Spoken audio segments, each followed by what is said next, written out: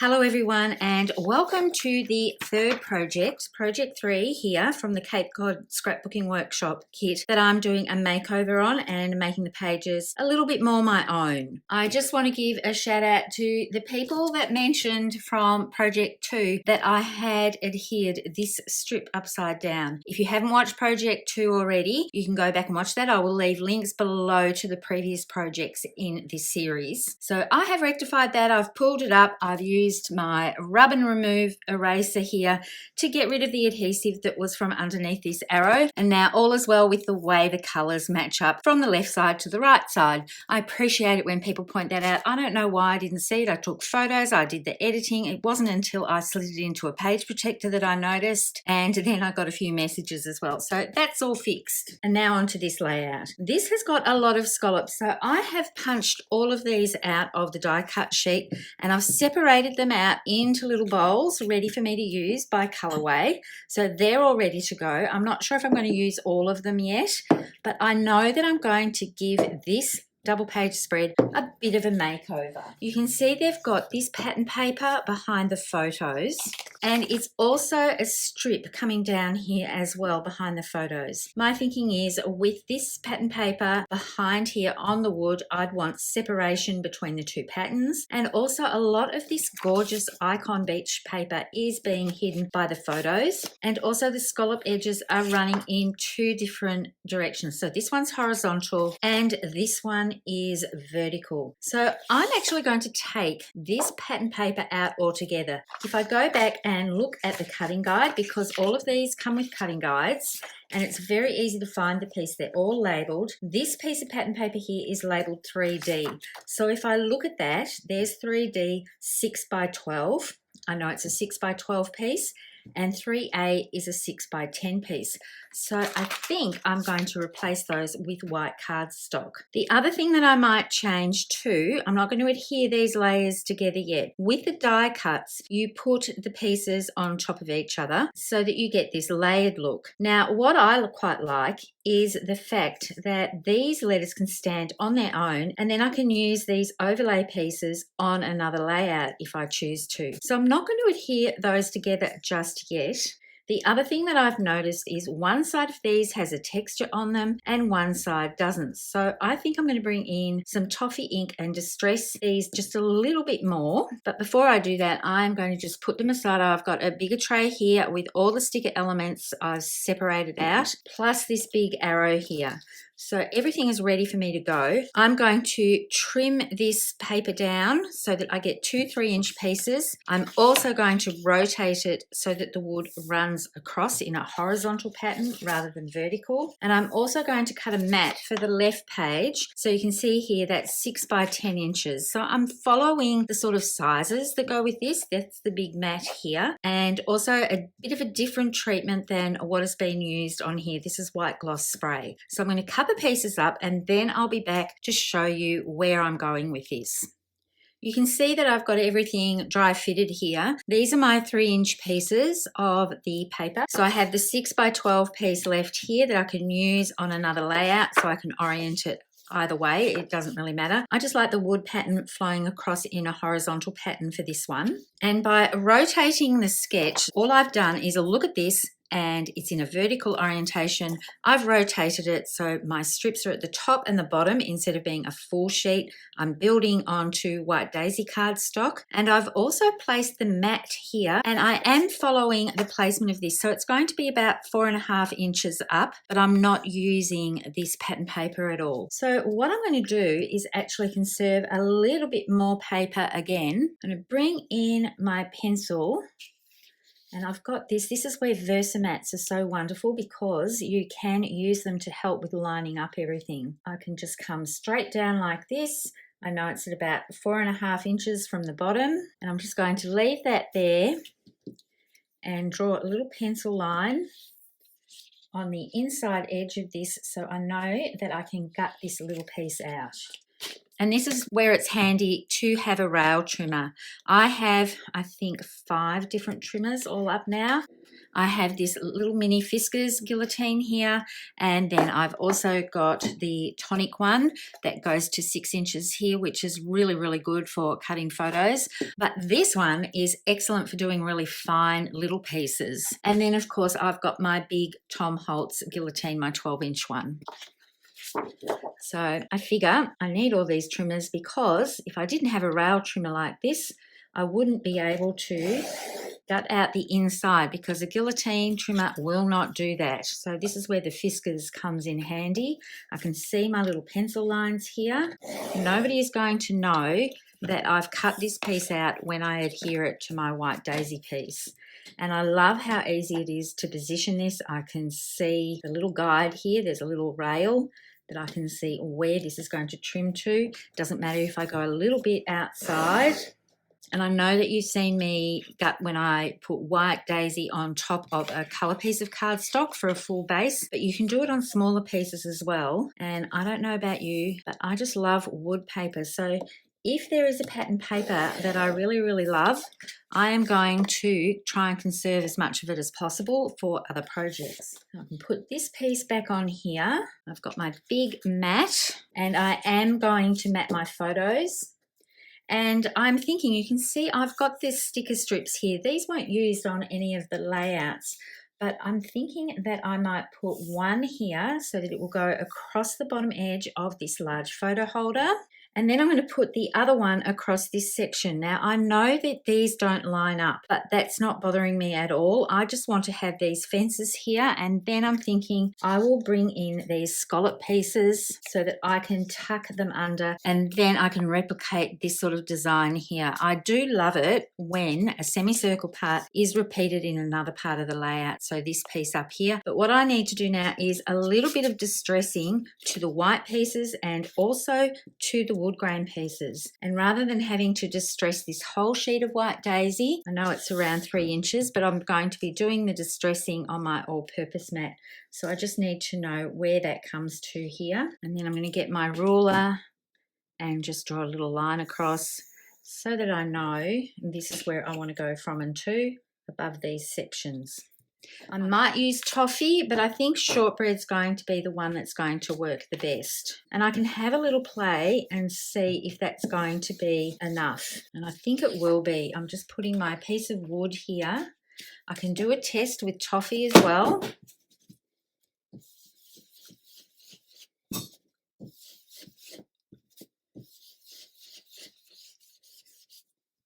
And then bring the wood piece in because it's going to peer down from that. I think I'm going to go with the toffee because the shortbread is looking a little bit too yellow. And what I'm going to do is come off the area that's not going to be seen and into the area that is going to be seen. So then you don't get these pounce marks. Now, some of it's going to be hidden by the photo holders, but I'm going to do all along this edge here and down this section and up this side and all the way around this big photo mat as well. So I've got my 2 pieces of white done. Basically what I've done is create a vignette. So I'll just put the pieces of wood grain over top so that you can see how it comes in. But that's got a vignette coming in, and I've still got white in the inside, which is what I was going for. And then the same for the left page. Now I do want to give a little bit of a treatment before I put my toffee ink away to these letters. So thinking ahead, I thought I'll show you this little bit before I go to clean up my work surface.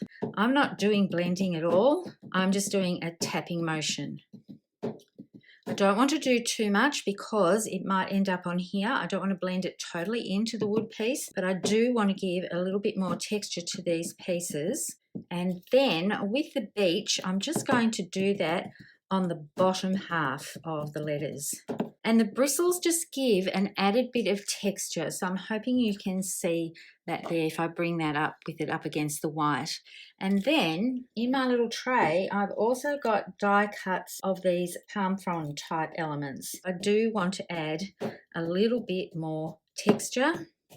So I'm doing exactly the same thing On the samples, it's got white gloss spray, but my white gloss spray is pretty much empty. So I'm going to bring in what I used last time on the Project 2 video. I'm going to bring in some White Daisy ink. Now, White Daisy is a pigment-based ink. Now, this is the left page, so I'm just going to come around the edges and swipe.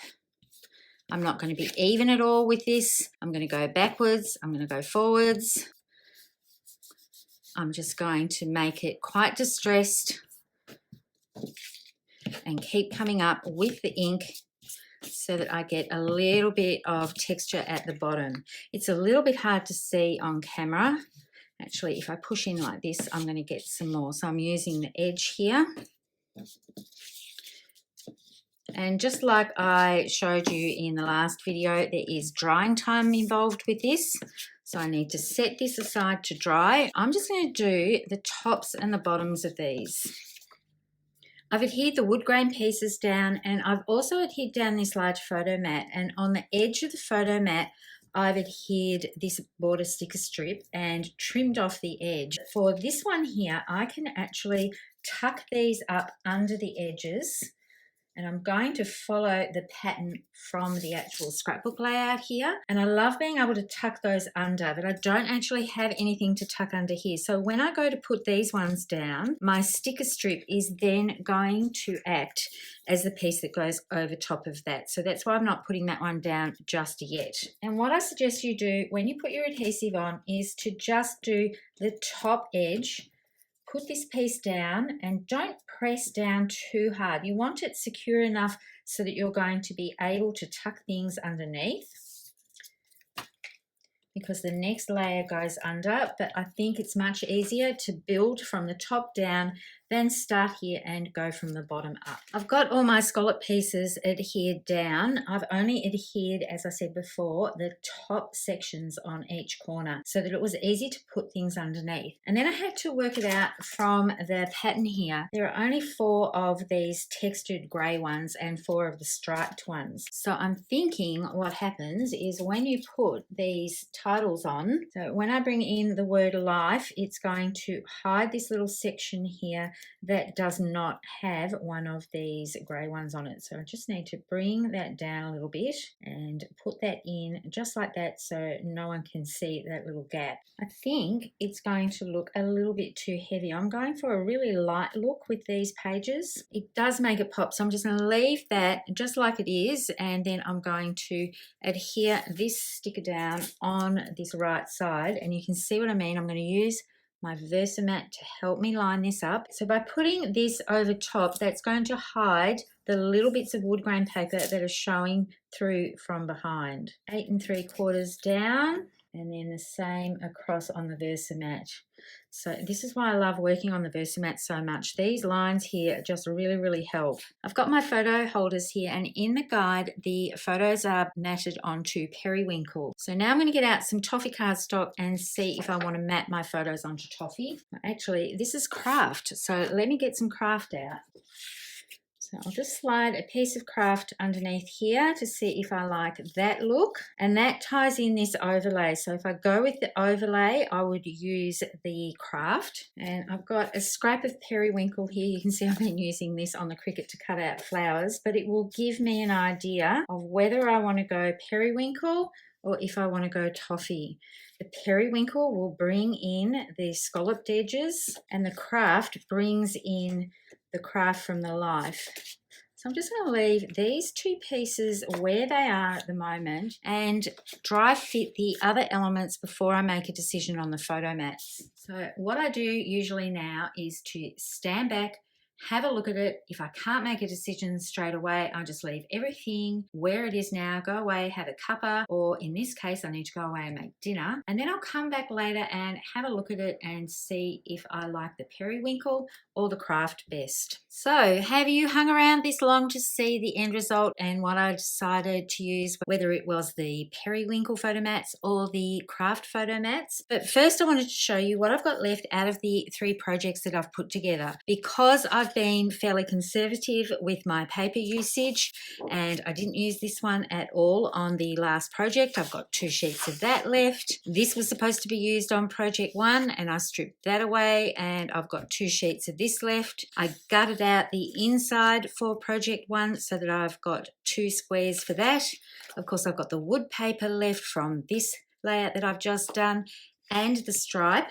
These are the zip strips that I've got left, and I have a few stickers left. All of the die cuts have been used up for projects 1, 2 and 3, except for this overlay of life. So now I am going to take this away. I think I'm going to get at least 2 double page spreads out of this and maybe some cards, because I already have got an 11-page scrapbook guide just for the sticker and paper pack. So I'll leave a link to that below as well. But here we go. I decided with periwinkle as my photo mats, and I do have another die cut piece that's supposed to be used on this page, and it's this arrow, and it does sort of tie in with the treatment on this grey speckle here, but I just felt that when I took it away I liked this layout better than having the arrow on there. Now I'm just going to show you the changes that I've made. That arrow has just gone. I have basically kept this exactly the same, but I have replaced the pattern paper with white daisy and inked it, and I've left off the life overlay. But this one is pretty much as intended with the die cuts, apart from this one here. Page 2 for project 3 is where I have changed things a lot more. I'm just going to turn this sideways like this so you can see this was the orientation it was supposed to be in, and it had 2 rows of scallops, but I've kept those aside to use on another layout. So they're die cut pieces. So it's basically the leaf pattern and the periwinkle pattern that's left. So by rotating it, I decided that I really only wanted the scallops to be on this section here at the bottom. I didn't want to put them at the top as well. I felt that there was enough going across, and of course I didn't use the pattern paper behind. And my mats are actually cut, so for this one 4x6, and then I've trimmed this down 1/8 of an inch so I get a 1/16 of an inch border around all of mine, and then I will trim my photos down so I'll have a white border and then a periwinkle border. The mats on here are a little bit larger, and there is a spot here for journaling, but what I'm going to do is do a little hidden journal spot underneath here that can be pulled out and read if I've got more to say than what this allows as well. I can do a little bit of strip journaling along here, and if I wanted to put the name of the beach that we were at, I could just put that across here as well. So there's plenty of areas that I can add in some journaling just by tucking it down from here, or if I've got more photos, I can add a flip flap and put that on, and then my journaling will be on the inside piece and then another photo over top. So I'm loving the changes that I've made with this, and of course I brought this sticker strip in as well, and I like how that finishes off the edges of where the scallops are. So I hope you've enjoyed what I've shown you so far.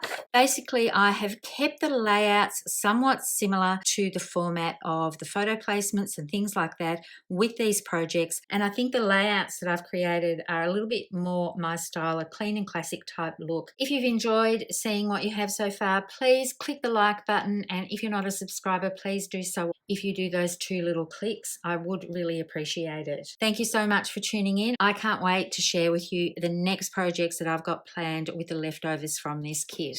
As always, happy crafting, and bye for now.